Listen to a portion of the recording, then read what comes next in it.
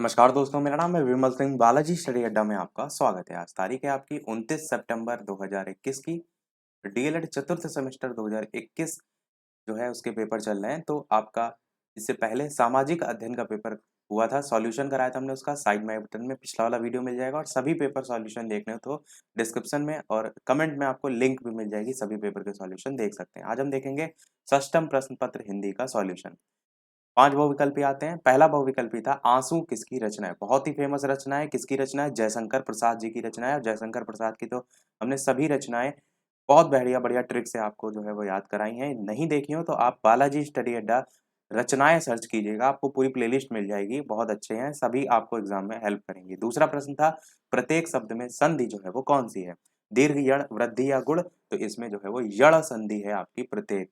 और इसका संधि विच्छेद किस प्रकार से होता है? तो प्रति प्लस एक, इस टाइप से इसका संधि विच्छेद होता है। इसमें अगर आप रूल देखेंगे तो प्रति में छोटी ई लास्ट में आ रही है और एक में ए आ रहा है और ई और ए मिलकर आपका या और ए जो है वो मिलकर बना देता है, तो आपका यण संधि जो है वो हो जाएगा। तीसरा प्रश्न है बसेरे से दूर पुस्तक के जो लेखक हैं वो कौन है? राहुल सांकृत्यायन, हरिवंश राय बच्चन, भारतेंदु हरिश्चंद्र या फिर वियोगी हरि। तो हरिवंश राय बच्चन जो है इनकी ये पुस्तक है। आपका सेकंड वाला ऑप्शन हो जाएगा। हर साल एक ना एक इस टाइप से रचना पूछ ली जाती है। इसका कोई अता पता नहीं कहाँ से पूछी जाएगी, पर पूछी जरूर जाती है। चौथा प्रश्न था राम शब्द का पंचमी एकवचन रूप जो है वो क्या होगा? तो संस्कृत भी इसमें थोड़ा सा शामिल की गई है। इसमें आपके एक वचन में किस टाइप से रूप चलते हैं? तो रामः रामम, रामेण रामाय, रामात रामस्य, रामे रामः चलता है। तो राम शब्द का पूछा गया है तो कौन सा पंचमी एक वचन? तो पांचवें नंबर पर आपका आता है रामात। तो आपका आंसर यहाँ पर चौथा वाला रामात जो है वो सही हो जाएगा। इस टाइप से चलता है। पहले नंबर पे रामः, फिर रामम, फिर रामेण, फिर रामाय, फिर रामात। तो चौथा वाला सही होगा। पांचवा प्रश्न है आधुनिक युग की मीरा किस कवयित्री को कहा जाता है? ये तो बहुत ही चर्चित प्रश्न है।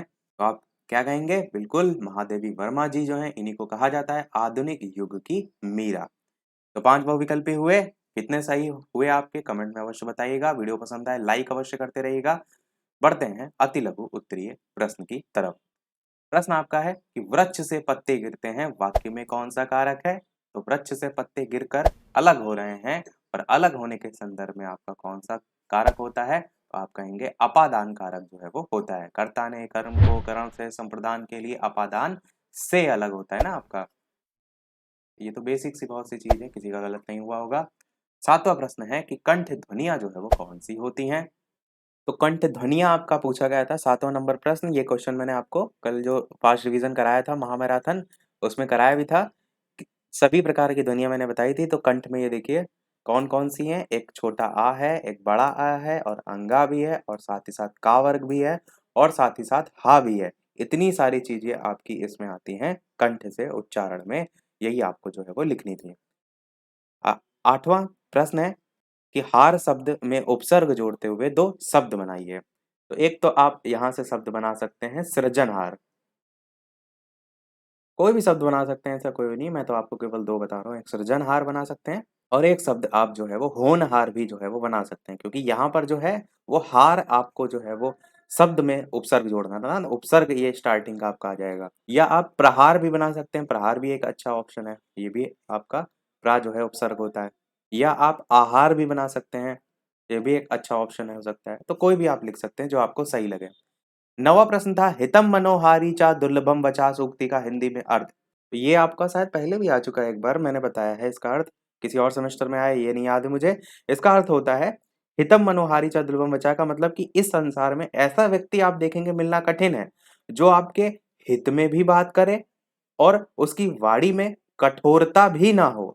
ऐसा व्यक्ति मिलना जो है वो दुर्लभ है। अर्थात हितकारी जो बात होती है वो मधुरता के साथ प्रस्तुत करने वाले जो व्यक्ति होते हैं वो दुर्लभ होते हैं, बहुत कठिनाई से मिलते हैं। तो ये इसका जो है वो अर्थ था।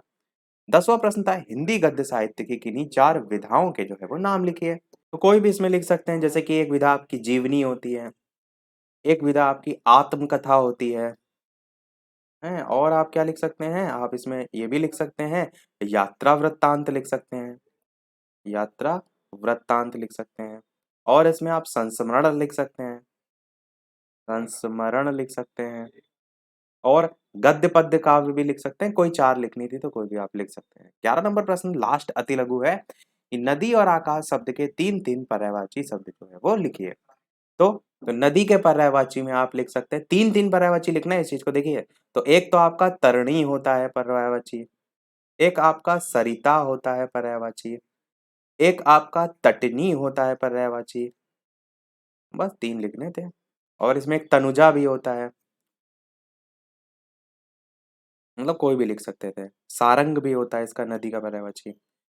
फिर आकाश का तो आप बचपन से पढ़ते आ रहे हैं। नदी आकाश ये मतलब एकदम बेसिक से पूछे गए थे, मुझे नहीं लगता कि कोई नहीं लिख पाया होगा। आकाश का होता है नभ, व्योम, अंतरिक्ष। ये 3 तो आपने बहुत बार पढ़े होंगे। बस यही आप लिख सकते हैं, नभ, व्योम, अंतरिक्ष।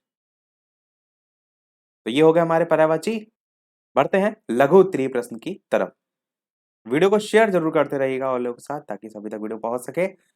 कि कबीरदास का संक्षिप्त जीवन परिचय देते हुए उनकी रचनाओं का उल्लेख कीजिए। मैंने क्या कहा था क्लियर तरीके से कि कबीरदास और एक तुलसीदास, इन दोनों को बस देख लीजिएगा। देखिए कबीरदास पूछ भी लिया गया है, तो बस आप इसके बारे में लिख सकते थे संक्षिप्त जीवन परिचय। और यही दोनों मैंने कराए भी थे, मेरे पास स्क्रीनशॉट है इसका। देखिए बीएड डीएलएड थर्ड सेमेस्टर के लिए मैंने केवल कबीरदास का कराया था और तुलसीदास का, बस उसके अलावा कुछ नहीं कराया था, क्योंकि अधिकतर यही बार बार जो है वो रिपीट होते हैं। तो कबीरदास के बारे में आप संक्षिप्त लिख सकते हैं। संस्कृत भाषा के उच्चारण में दोष के 5 कारण, तो थ्योरी है, आप इसे कर सकते हैं। 14 नंबर प्रश्न आपका संधि विच्छेद पूछा गया है। तो सबसे पहला है विद्यालय।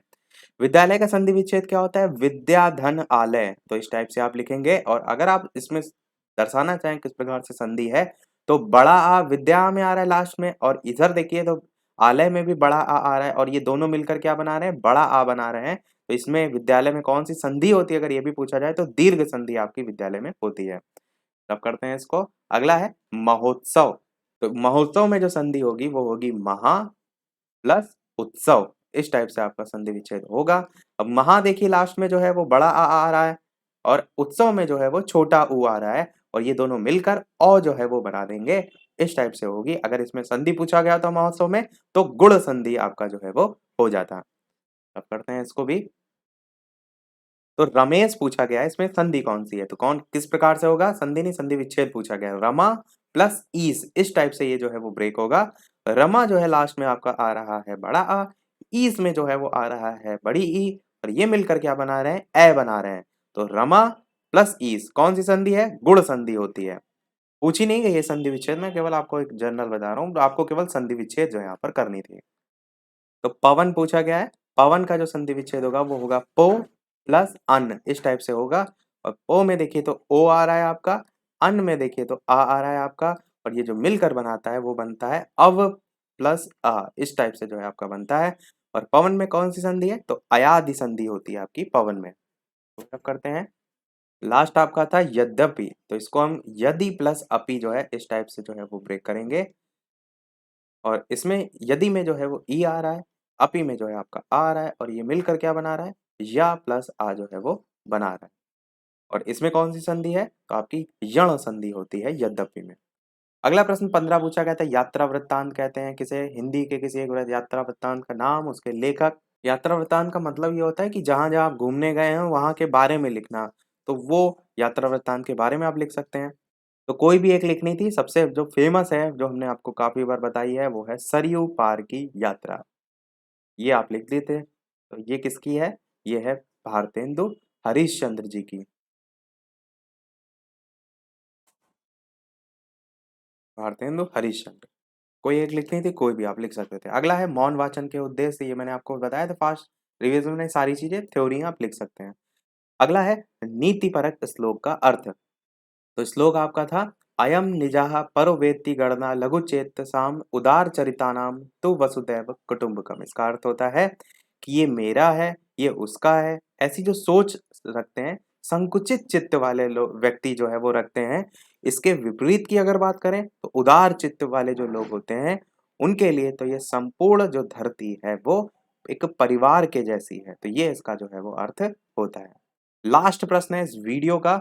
और वीडियो अभी तक आपने लाइक ना किया हो, सभी लोग वीडियो को लाइक अवश्य करते रहिएगा। कि हिंदी में अर्थ पूछे गए हैं यहाँ पर कुछ शब्दों के। अभिता सबसे पहला जो है वो शब्द है। तो अभिता का अर्थ सबसे पहले पूछा गया था, इसका मतलब होता है चारों ओर। फिर अगला पूछा गया है आपका ध्रुवम। तो ध्रुवम का जो अर्थ होता है वो आपका अलग-अलग है, बहुत से होते हैं, जैसे स्वर्ग के संदर्भ में होता है, निश्चित रूप से भी होता है, तो इनमें से कोई आप लिख सकते थे। फिर आपका पूछा गया था स्वाहा करके, तो स्वाहा का अर्थ जो है वो कल होता है, कल के संदर्भ में। और लास्ट आपका पूछा गया था सांप्रतम, सांप्रतम का अर्थ आजकल भी होता है, फिलहाल भी होता है, अभी भी होता है, ये सब जो है इसके अर्थ होते हैं। तो ये था हमारा ओवरऑल पेपर, कैसा क्या गया अपना स्कोर वीडियो के मेन कमेंट में टाइप करके अवश्य बताइएगा। वीडियो पसंद आया हो लाइक कीजिएगा और लोग के साथ शेयर कीजिएगा। मिलते हैं अगले पेपर के सॉल्यूशन के साथ, तब तक के लिए नमस्कार, जय हिंद।